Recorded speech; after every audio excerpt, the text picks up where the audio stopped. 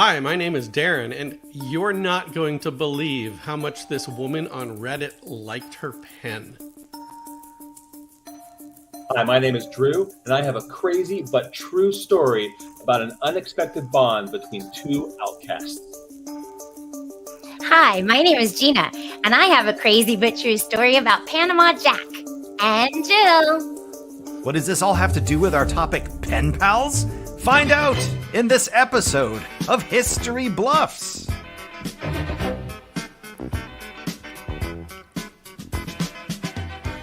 Hello and welcome to another episode of History Bluffs. It's where truth is stranger than fiction.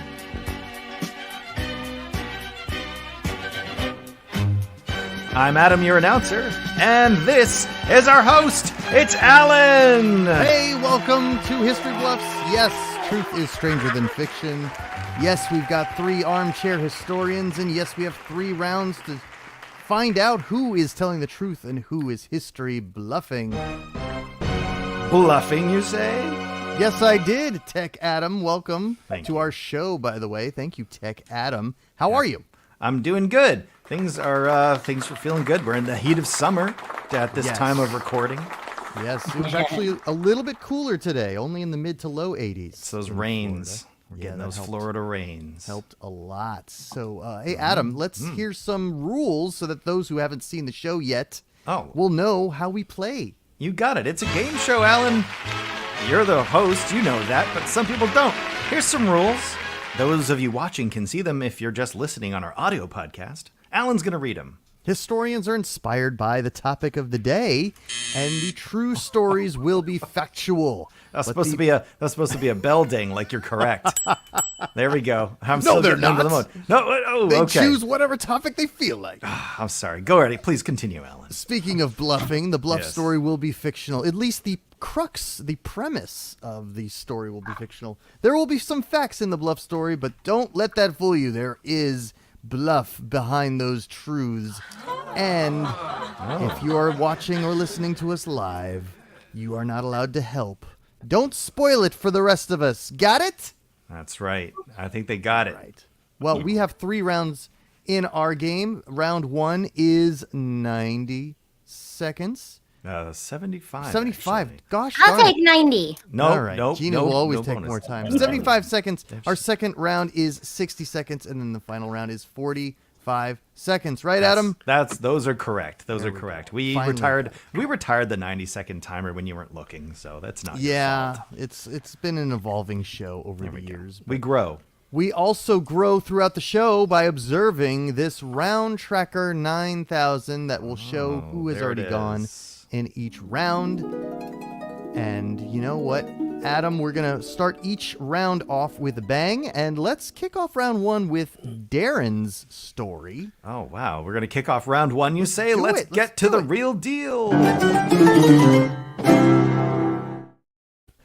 Here we are. Okay, the rounds have begun. We have the rules. We have the round tracker, and you have called for Darren to come to the center stage. That's right. The topic of the day Because- is pen pals. Oh, the topic is pen pals. Yes. Let's bring that up. Okay. And let's so- hear that cannon shot. We'll hear Darren's story. Okay, you got it. Cannon shot incoming. The floor is yours. This is word for word the true story of a woman's love affair with a pen, as posted on Reddit. Alas, Schrade Tactical Fountain Pen, you were lost to me. You were discontinued by your manufacturer, and yet I found you, and you came to me in the mail like a long-lost love letter. You were perfect in strength, durability, and balance, like a toned and trained prize fighter. You were returned after going astray in the incident of the stupid, shallow female jeans pocket fiasco. You then, in your well-concealed, treacherous nature, abandoned me for another. Your perfectly built bronze body as lost to the void as your black, bulletproof heart. How dare you put me through this after I forfeited such funds as to liberate you from your online vendor prison? Why? And then, like a forgotten song kindles a melodic memory, I found you again. Not in body, but in soul. A twin, black as coal. Available online in the Bay of E, which I think is eBay. That's it. Fair That's assumption. so poetic. Wonderful. So it sounds like That's part one, actually. There's more to the story. Oh, that's good. so that's a very literal take there because someone is pals with a pen. So what do you think, Indeed. Drew?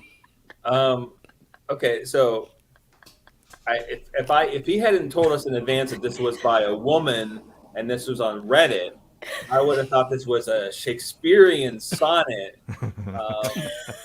just because the prose and the rhythm and the ambient, what do you call it?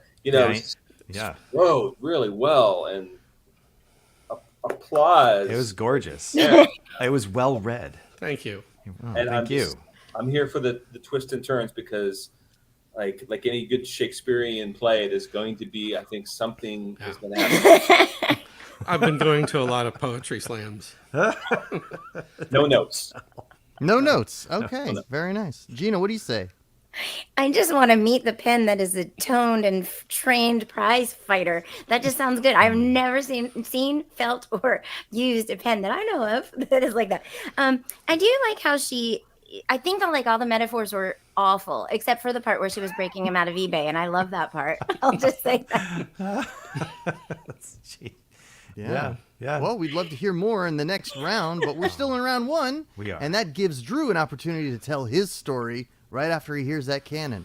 Okay. Here it comes. Okay, this is going to sound like a Lifetime movie. I swear it's not. My story begins in 1969 in a small village outside of Edinburgh, Scotland. An 8-year-old girl named Margaret Rose Trimble, a.k.a. Maggie, lives with her alcoholic mother. The father's barely around. He works odd jobs, typically keeps him out on the road, so he's never really there. They live above a laundromat where the mother also works folding laundry. Maggie lives a lonely life, mainly due to a stuttering problem that causes her to be teased and bullied by her classmates.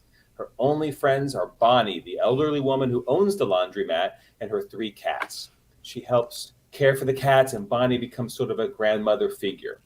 Bonnie, in her younger years, had traveled to America, and Maggie loved listening to her stories. She also enjoys reading and writing, things that help conceal her stuttering problem. One day, Maggie runs to the post office for Bonnie, and she notices a phone book for New York City. On a whim, she decides to randomly pick a name out of the phone book to send a letter to. She picks the name Benjamin David Benowitz and writes him a letter telling him about herself and asking what it's like living in New York City. I'll tell you more about him in round number 2. 1969, Edinburgh, Scotland, a laundromat. Darren, what do you say? I think it sounds like the beginning of like every Danny Boyle movie I've ever seen. I'm interested though. I didn't know I was born in 1969, and I'd like to see a phone book from the year I was born. I didn't know they just put like your phone number, name, and address in there.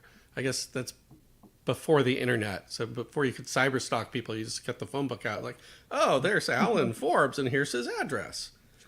That's fascinating. Absolutely. Yeah, that's real stalking. Yeah, you had to work for it back then. By just getting the phone book. You're like, oh, okay, that's where she lives. Actually, that's probably easier than finding it online. That's true.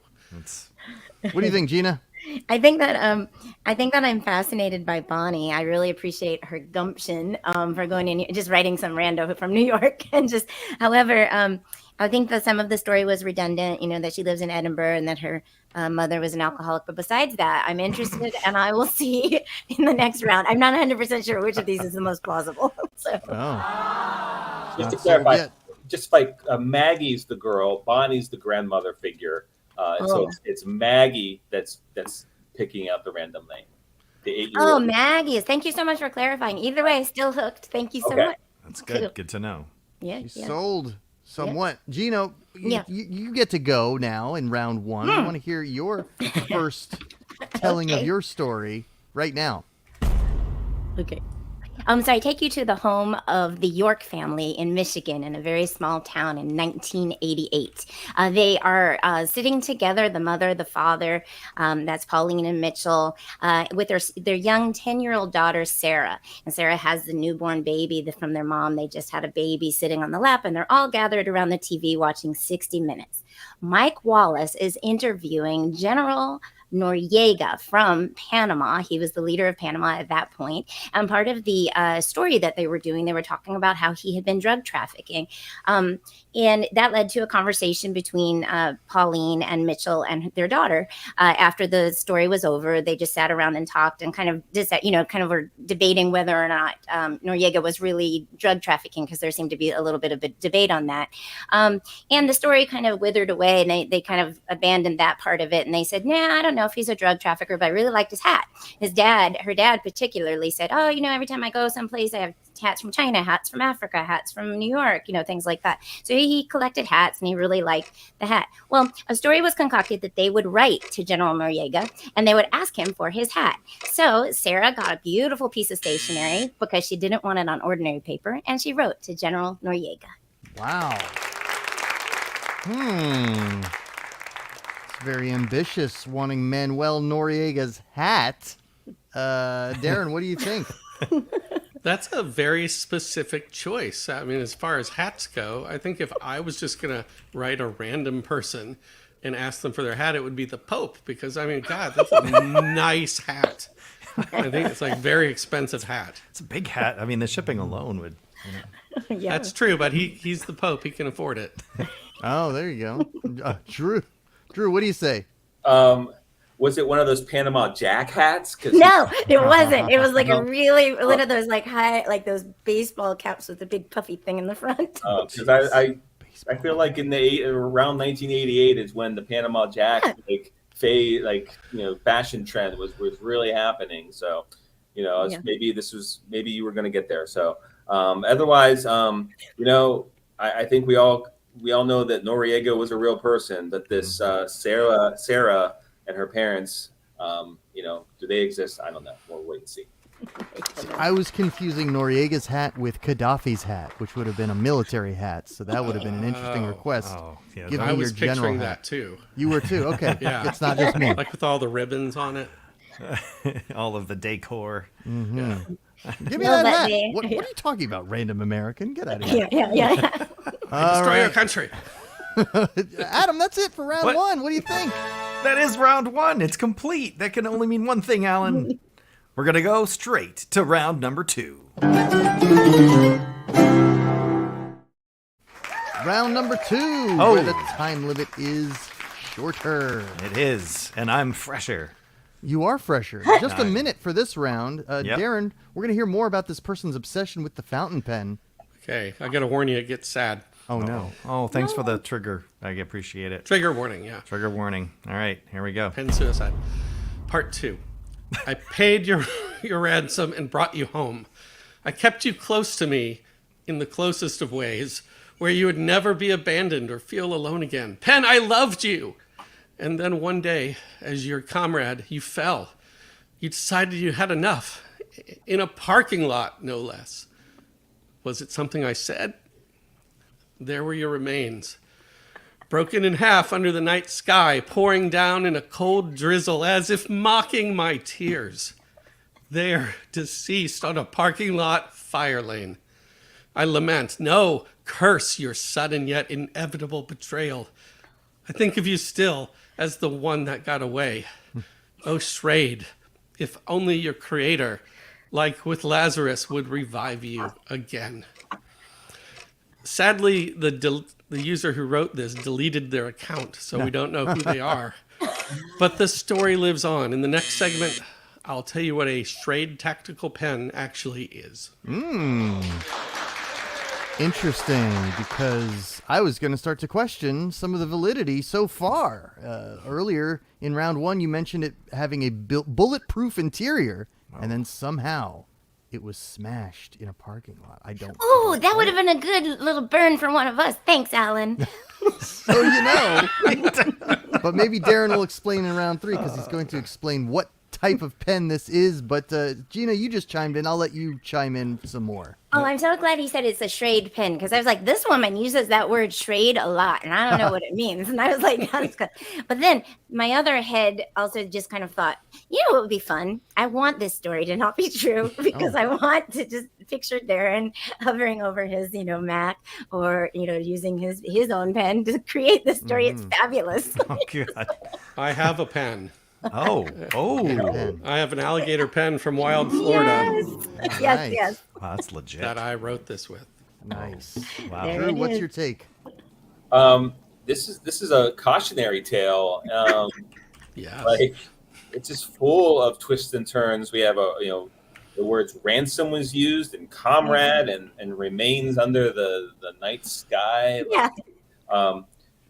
This woman, this author, very, very talented, but like, someone should tell her that she can just go to like Walgreens and just get a pack of Bic pens for like $5 and not worry about losing them. No, that's true.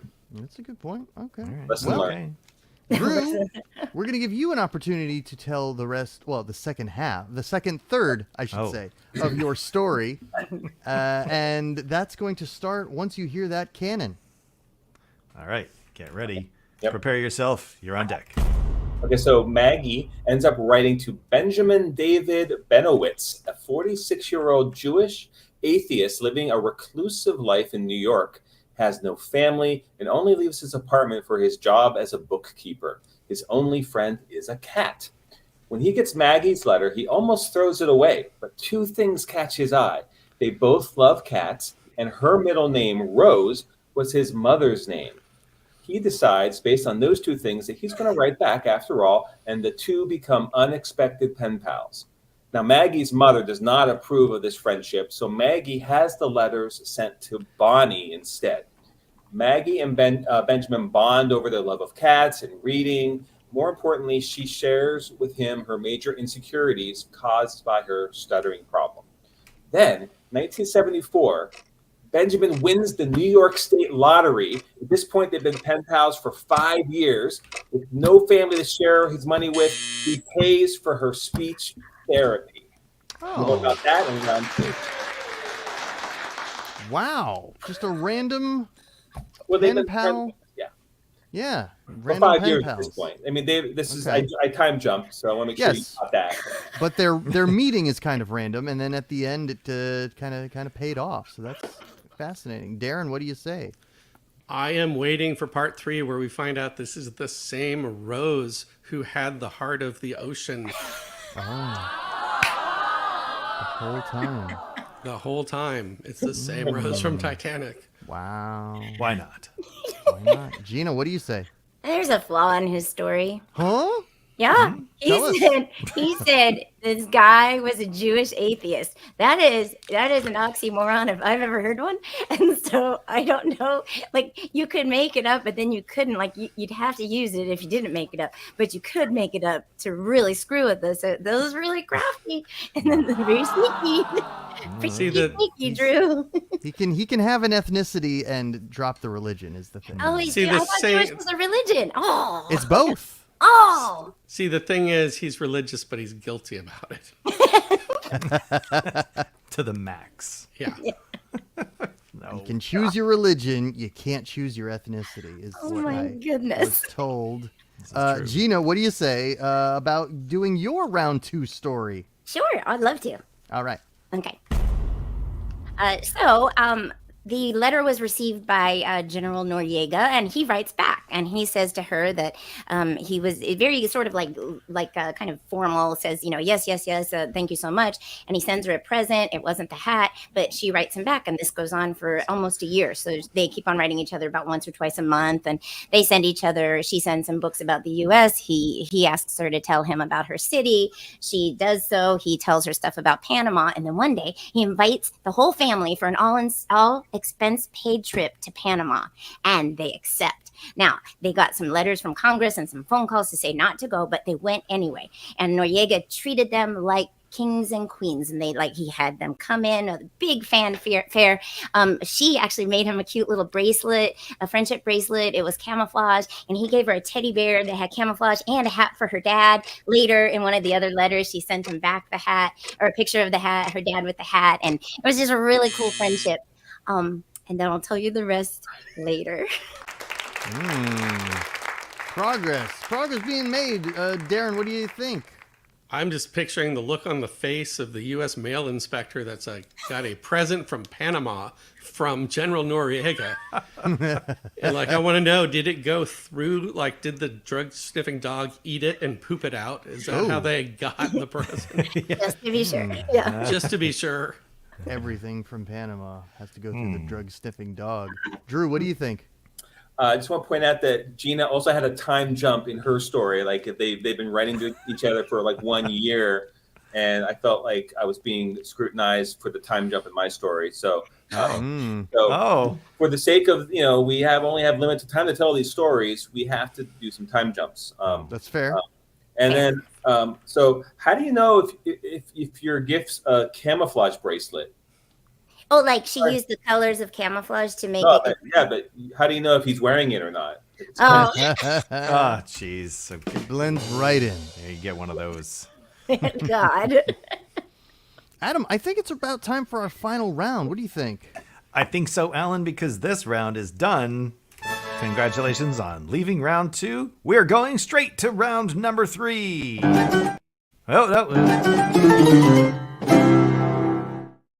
Got it. Fake out. Fake out. It's one of those pull start pianos. I didn't pull the cord. Yeah, it's crank it. You gotta crank. But here we are. We made it. All right, we made it through. Final round. Okay. All right, Darren, you're gonna tell us what this special pen is that would somehow elicit a love affair from one of its fans. Yes, I will. Here we go. So now for some history. So in the early 2000s, Schrade, which is a knife manufacturer, in fact, they're the same company that first invented and patented the switchblade knife in the 1890s, they began selling what they called a tactical pen for $30. It was milled out of anodized aluminum, and it was inspired by a Japanese self-defense tool called a kubotan. The tactical pen is about 5.5 inches long, and the business end is sharp. I mean, they're a knife manufacturer. Tactical pen is mighty, but is it mightier than a sword? I think so, at least the love that it inspired, because after all, isn't it love that conquers all? And so the Schrade tactical pen is proof that 5.5 inches is all a woman really needs. Darren, what year was this made? The early 2000s. Early 2000s. This is post or pre 9/11? Whoa. That's post. Interesting. Gina, what do you think? Oh, that is interesting. I think that the part that would scare me a little bit about Darren's last comment would be the aluminum, and also the fact that it broke when it hit the ground. I'd rather stick to what I know. So. Yep. What do you think, Drew? So this company is called Schrade. Is that what you're saying? Schrade. Schrade. Like Schlag. Okay. So they have a pen that can do all this. That didn't help me either, Gina. Yeah, I was like, well, God, that cleared it up, Darren. Schlag makes locks. You don't have a Schlag lock on your door? Locks. I do. They make locks. No. Deadbolts. Like Schlag, S-C-H. Schlag. Not to be Schrade. confused with the Jewish locks, which are very different. Yes. But they're not atheist, or they could be. Could be, It might be. if they choose to be. Yeah, it just makes me think that the people behind Bic pens really they missed out, because they make pens, lighters, and razors. Like, they should have combined those three into one thing, and that could have been a very good competition for the tactical pen. The Schrade tactical pen, yeah. Yeah, absolutely. Interesting. Could write letters while shaving. It's me. Yeah, it A would be lot to great. think about. Drew, Okay. we're going to let you wrap up your story about the pen pal from Scotland writing to the man in New York City, the atheist who is Jewish by birthright, and we'll hear more now. So Maggie goes to speech therapy. After a few years, she's really like overcome it. She's come out of her shell. She decides to go to college to become a speech therapist herself to give back. So she, time jump again. She graduates in 1983. She finally decides she's going to go to New York City to meet Benjamin face to face. It's a joyous occasion until Benjamin reveals that he has cancer. Now, he also reveals that he's made Maggie his next of kin, leaving her everything he has. She refuses at first, but he's adamant, stating that the letters are what kept him going all these years. Besides, there's no one else. Why not take it? He passed away the following winter with Maggie there. He moved to New York City. Today, she's a renowned speech therapist, and she heads up a Rose for Benny Foundation in honor of her pen pal. Okay, Gina, what's your take here? I usually have to give $10 for a Benny, but I mean, that's awesome. One rose is all it would take. No, I don't know. I feel like I forgot to say in the last one, like, he won the lottery. Like, come on. And then he gave her, okay, this is all, yours is not plausible, but neither is Darren's. This is horrible.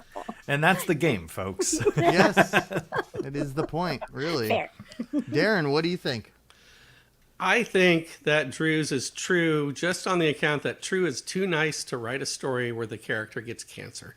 No. He's just too nice of a person. So it had to be a real case of truth being stranger than fiction. Wow. Okay. That's a good Taking the with- psych angle. Character That's it. judgment there. Interesting. Okay. That's true. I called him nice. What's wrong No, with I'm not saying it's bad, but you're judging his positive. character. So Yeah, great. All that's right. true. Good. Yeah, we character didn't know that you could endorse people on this show. Whoops. That's the new strategy here on History of Bluffs. Always ever evolving and growing, as we say. Yes. Gina, let's hear you wrap up this story about Noriega's hat pen paling with someone in Michigan. Let's. We want to hear it now. Excellent.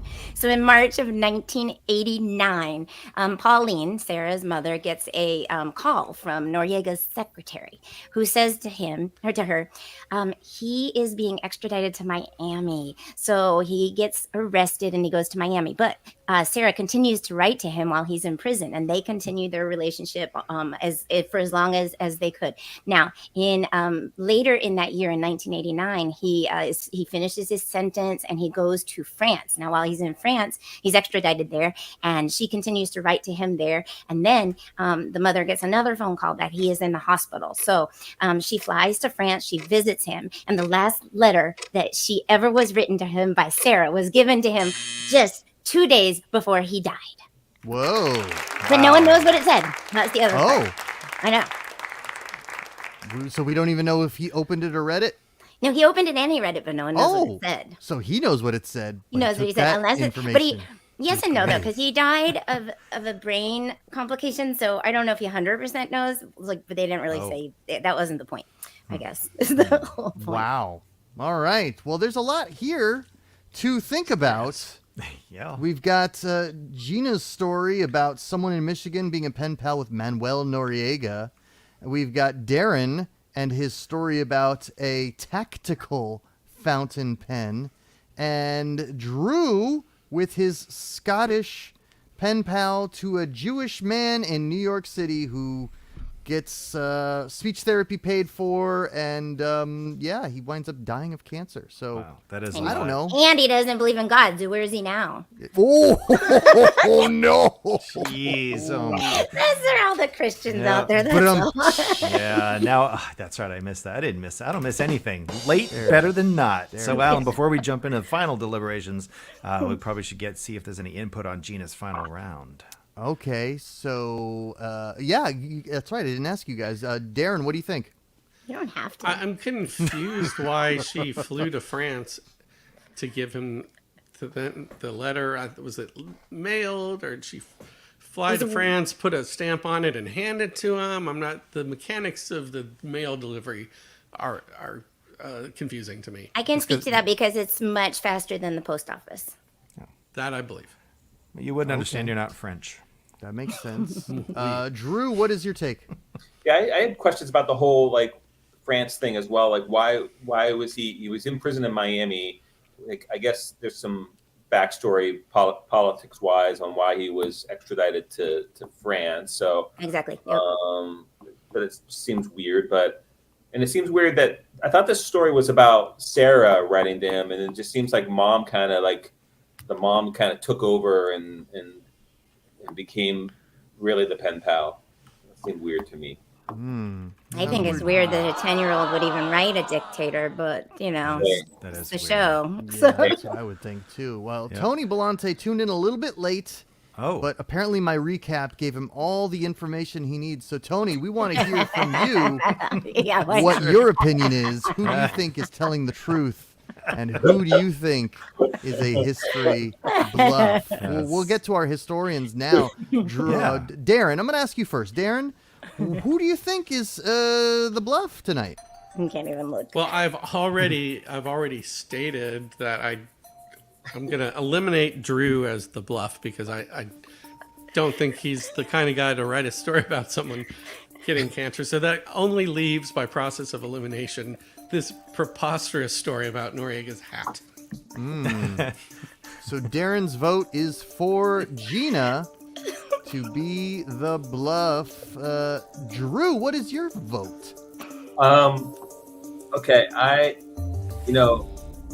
Darren's stories are usually just filled with his stories are usually always like half history. I feel like also it's kind of always a half science lesson. This one really is more like a art and literature story, and I feel like this Schrade tactical pen exists.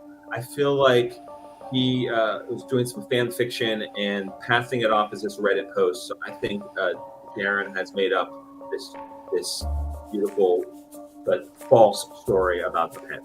Wow. All right, Drew's vote is for Darren to be the bluff. Gina, so far, your fellow historians have voted for each other. You could pile on or you could break. No, you could make it a three-way tie. Well, I do want to make it a three-way tie, and I'll tell you why. Darren had real quotes. I mean, he had real quotes for his story, and no one else really did. So I feel like Darren's story could be true, but then Drew had all of the details. He had so many details, but that's what you do when you want to bluff. So this is so hard. I'm just picking Drew because I am. Too many details. Gina doesn't know who to vote for. By the way, there was no chance of a three-way tie because no one. No, yes, there is a yes, that's it. I'm sorry. I wrote it down incorrectly. There is a three-way tie. Yeah. Whoever the bluff is, they win. No, wait. But Anthony Bellante did vote, or he did have an opinion here. He said, yes, the Condor, which is the subtitle of Darren's name, is obviously a reference to Night of the Condor, a saucy paperback romance novel by Sarah Craven. And then he says, correct, Drew's story is far too much of a tearjerker. He would never betray our hearts by lying about that. Yeah, so it sounds like he's accusing Darren. Am I right? But Darren had quotes, Tony. Darren had quotes. Those Reddit quotes. Yeah. Reddit quotes, Julia. All right. Well, it sounds like Tony's voting for Darren, and our historians, Drew has voted for Darren. Mm-hmm. Darren has voted for Gina. Gina has voted for Drew. Someone tonight is correct. Somebody picked the bluff. Mm-hmm. Someone did it right. And I know who it was. So, Alan, it's time for the reveal. Mm-hmm. We are going to line up our potential bluffers, and I will tell you, was your bluff, was it Darren? Was your bluff Drew? Or was your bluff Gina? Prepare yourselves. I am telling you now, your bluff, it was Drew. He did it. Gina he was bluffed correct about the unbluffable. Gina was correct. That means shame on you, Drew, for making up a story about cancer death. I take back all the nice things I said about you. I think if you left out the if you left out the lottery, I think Gina would have. That was like a little over the. Even Tony is betrayed. Oh, It's- no. we see. How dare you? Yes. How dare you? Come on Whatever. back to our stage, Alan. All right. So All right. now Yes, we I'm know gonna that come back. Drew will betray our heartstrings. Drew, so you made that whole thing up, Drew? I did. I actually some of it I borrowed. Like I was inspired by like a Titanic. claymation movie. What? Claymation movie. What was it? Claymation movie called Mary and Max. Oh, I love that film. Are you serious? That one, it's an Australian girl, and it is a Jewish atheist in that, but it's a fake story. It's But great. but I changed up a lot of the I changed the names and Yeah. there was no cancer in that one. Okay. So Well, Well, that's, and that's now no stuttering. That was all made up. But yeah. And now you know if you need a pen worthy of poetry, look no further than the Schrade tactical pen. yes. You can still That buy. yeah, that's amazing. That'll get you through security too. They're not going to make you. Oh, you can't carry them onto an airplane. Of course. Interesting. Okay. And what about Gina's story? Gina's story about Manuel Noriega. That was all true. No, that was 100% true. It was interesting, and I apologize. The part that wasn't true was just because I made a mistake. He died in 2017, so that's how long it went on. It went on since '88, from '88 to 2017. He got arrested in 1989. But they did have I know, and then he did kind of use her though, because he was like when the U.S. attacked Panama, he kind of was like, but well, your children are on my side, and he showed up he showed the letters and everything. course And he it's He did. like- would. Of course he did. That's what dictators do. Yeah. But Tony's clearly betrayed here. He's got quite a yeah. few. Yeah. Never trust a character. use character judgment again here in History Bluffs. Tony, Everyone's what you need capable. is to go buy yourself a quality pen, That's what. and Yeah. you'll feel better. One that heal. is capable of murder. Yeah. And poetry simultaneously. poetry. Alan. And 50 Shades of Grey. Schraden's 50 Shades Mightier of Grey. than the sword, indeed. Adam, Wow, what let's a wrap show. it up. Let's wrap Man, it up. I've learned and I have laughed. Alan, thank you for hosting us through these laughing, learning times. And thank you to Darren and Drew and Gina for being amazing at history and at bluffing. This has been History Bluffs. We're here every week. Tune in to our audio podcast where you get your audio podcasts. We'll see you next week.